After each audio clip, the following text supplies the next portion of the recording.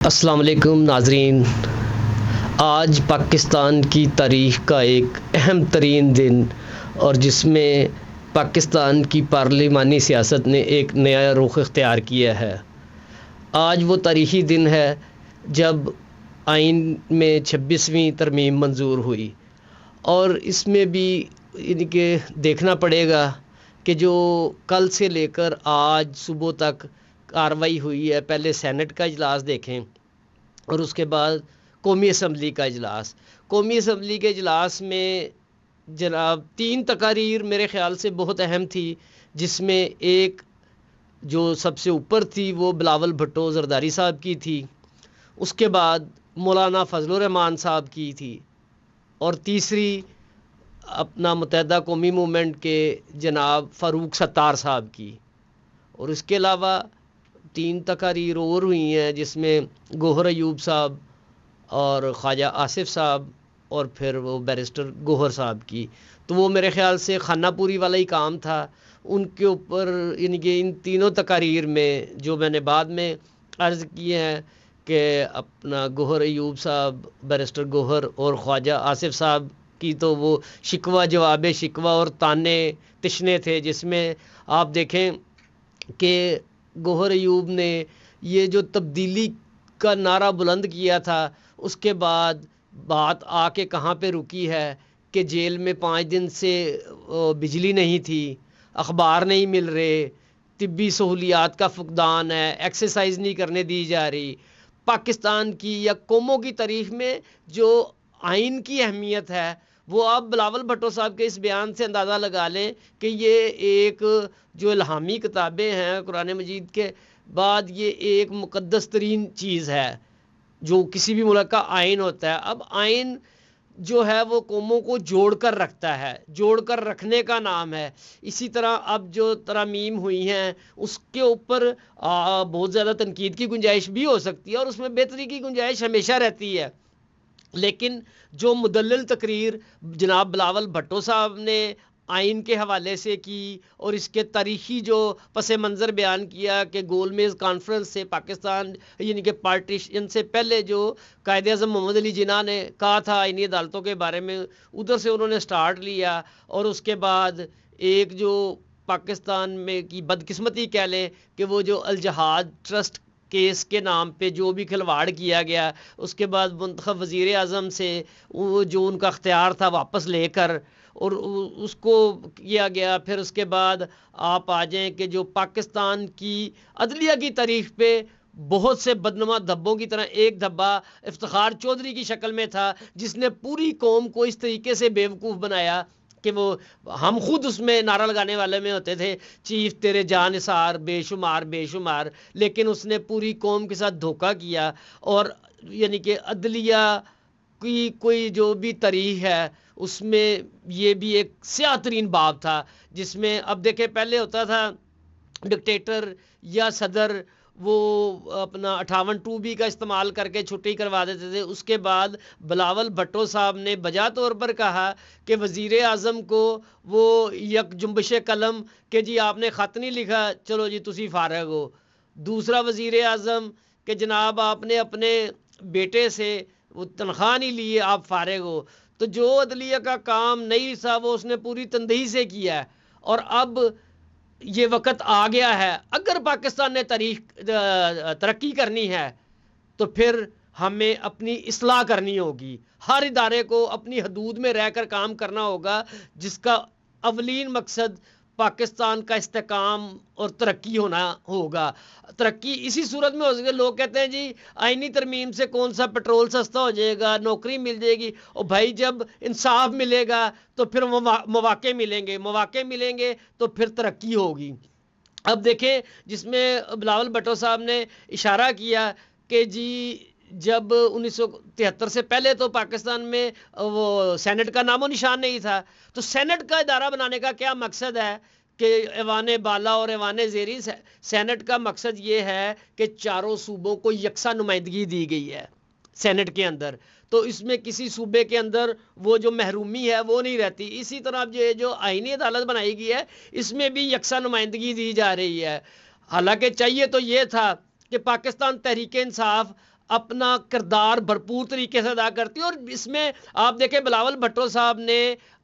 دل کے اوپر ہاتھ رکھ کے کہا جی میں تہ دل سے شکریہ ادا کرتا ہوں پاکستان تحریک انصاف کا، کیونکہ اس ترمیم میں ان کا بھی کردار ہے. اور یہ کوئی ڈھکی چکی بات نہیں ہے کہ جب گورنمنٹ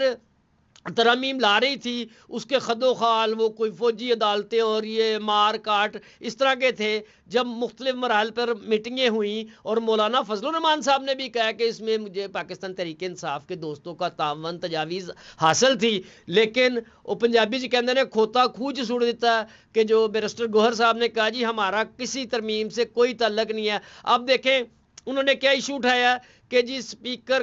جب قومی اسمبلی کا اجلاس شروع ہوا تو تلاوت قرآن پاک کے لیے جو قاری صاحب ہوتے ہیں ان کو رکا دیا گیا کہ مختصر تلاوت کریں، اور نعت رسول مقبول کے بارے میں بھی کہا گیا کہ شارٹ کریں، جلد بازی میں تھی گورنمنٹ. تو جناب آپ کو کس نے روکا تھا کہ آپ چاہے حکومت سے لاکھ اختلاف کریں، جو ترامیم تھی ان کے اوپر بے شک آپ اس کے مخالف ووٹ دیتے یا آپ ایبسنٹ رہے ہیں، لیکن انہوں نے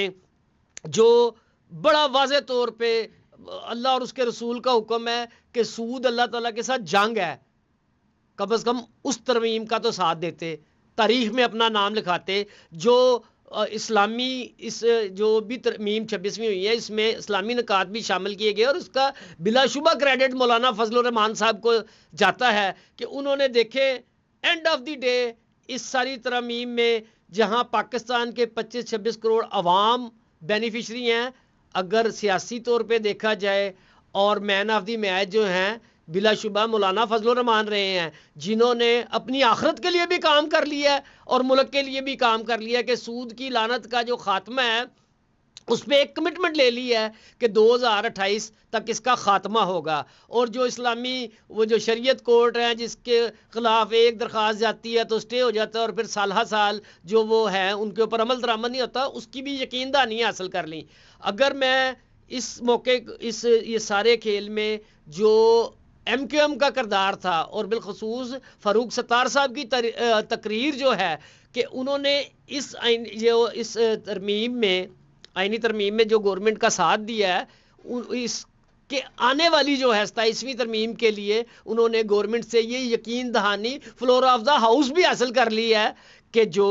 اگلی ترمیم آئے گی اس میں بلدیات کے حوالے سے لوکل گورنمنٹ کے حوالے سے انہوں نے یقین دہانی حاصل کی ہے کہ 18ویں ترمیم میں جس طرح صوبوں کو صوبائی خود مختاری دی گئی ہے، اسی طرح آگے جو اضلاع ہیں یا لوکل گورنمنٹس ہیں ان کو بھی خود مختاری دی جائے گی، اس میں ان کو اختیارات بھی دیے جائیں گے اور مالی خود مختاری بھی دی جائے گی. تو یہ چیزیں جو پاکستان کا آنے والا مستقبل ہے. اب دیکھیں قومی اسمبلی اور سینٹ کا جو بیسکلی مین کردار ہے وہ قانون سازی ہے، آئین سازی ہے. اگر آپ اس پہ اپنا کردار ادا نہیں کرتے، آپ نے لکیریں نکلوا دی. جناب محترم بلاول بھٹو زرداری صاحب سے مولانا فضل الرحمان کے گھر ملاقات ہوئی تو انہوں نے مطالبہ پیش کیا جی ہم چیئرمین صاحب سے ملنا چاہتے ہیں. وہ کس حوالے سے تھا؟ آئینی ترمیم کے حوالے سے. اور ادھر 45 منٹ صرف اس ایشو پہ بات ہوتی رہی کہ بجلی نہیں تھی، وہ پھڑیا گیا، اتھے چھاپا پہ گیا. کھانے کے لیے جو لسٹ جیل حکام نے جاری کی ہے، میرے خیال سے پاکستان کے بیشتر غریب عوام کو تو چھوڑ ہی دیں، جو ایلیٹ کلاس ہے اس کو بھی یہ چیزیں نعمتیں باہر میسر نہیں ہیں جو خان صاحب کو جیل میں میسر ہے. خان صاحب کے ساتھ کچھ ناجائز نہیں ہونا چاہیے، اگر ان کا کوئی ریلیف بنتا ہے وہ ملنا چاہیے جو آئین اور قانون کے مطابق ہو. لیکن اس کا مطلب یہ نہیں ہے کہ آپ ٹائم لے کر گئے ہیں اور 45 منٹ صرف ہیلو ہائے ہوتی رہی ہے اور اس پہ جو چیزیں جیل میں نہیں ملی ان کا رونا رویا جاتا رہا ہے. اور اس کے حوالے سے آئینی ترمیم کے حوالے سے انہوں نے کچھ نہیں کیا. اور فلور آف دی ہاؤس بھی یہ کہتے رہے ہیں کہ ہمیں خان صاحب حکم کریں گے. تو پھر بھائی یہ ون مین شو ہو گیا، پارٹی تو نہ ہوئی کہ پارٹی کے نام پہ ڈکٹیٹرشپ ہے کہ ایک فرد واحد آپ کو کہے گا. اب دیکھیں گورنمنٹ نے اپنے پتے بڑی ہوشیاری سے کھیلے ہیں. اس میں دیکھیں مولانا فضل الرحمان صاحب کو بھی انگیج کیا اور ان کے ساتھ باقاعدہ طور پہ مذاکرات کیے اور اس کی جو بھی معاملات تھے مسودے کی نوک پلک درست کی، جو کمیاں کوتاہیاں تھیں، جو چیزیں انہوں نے آئیڈینٹیفائی، ان کو اس حد تک ٹیبل کے اوپر مجبور کر دیا کہ وہ حکومت کا ساتھ دینے پر مجبور ہو گئے، اور اس کے مقابلے میں دوسری سائڈ پہ پلان بی کے طور پر انہوں نے پی ٹی آئی میں ایک بڑا فارورڈ بلاک بنا لیا، جس کا ہلکا سا ٹریلر چلا کہ جو 4-5 لوگوں نے اس ترمیم کے حق میں سامنے آ کر ووٹ دیے ہیں۔ اب اس میں سے ایک اہم ترین شخصیت تو جناب مخدوم شاہ محمود قریشی صاحب کے بھانجے ہیں، انہوں نے ووٹ دے دیا، اور جو کہنے والے ہیں وہ تو یہ بھی کہہ رہے تھے کہ ان کے بیٹے بھی قومی اسمبلی کے حال میں ہی یا کہیں کسی گیلری شیلری میں یا کسی چیمبر میں موجود تھے، اور اس میں کم و بیش کو تقریباً 10 سے 15 ارکان قومی اسمبلی جو پاکستان تحریک انصاف کے حمایت یافتہ تھے وہ حکومتی بل کی حمایت کرنے کے لیے تیار تھے، مگر مولانا فضل الرحمان، چونکہ میں اکثر کہتا ہوں کہ وہ ایک زیرک سیاستدان ہیں، ذہین آدمی ہیں، اور جو بڑے مستقل مزاج اور بالکل کول مائنڈڈ آدمی ہیں، جنہوں نے ہر چیز کا خندہ پیشانی سے، اور ان کا گھر جو ہے سیاسی سرگرمیوں کا وہ ایک گڑھ بنا رہا ہے۔ آپ کو اس کی مثال یعنی کہ ماضی میں نہیں ملتی ہوگی شاید، وہ نوابزدہ نصر اللہ خان ہوا کرتے تھے جو اپوزیشن کو اکٹھا کر لیا کرتے تھے۔ مولانا فضل الرحمان نے تو ریکارڈ توڑ دیا ہے، صرف وہ پاکستان تحریک انصاف کو قائل کرنے میں ناکام رہے ہیں، باقی انہوں نے تمام معاملات کو بہتر طریقے سے جو پاکستانی عوام کے مطالبات ہیں آئینی قانونی ان کا حل نکالا۔ اب ہم سب دعا گو ہیں کہ خدا کرے کہ میری ارض پاک پر اترے وہ فصل گل جسے اندیشہ زوال نہ ہو۔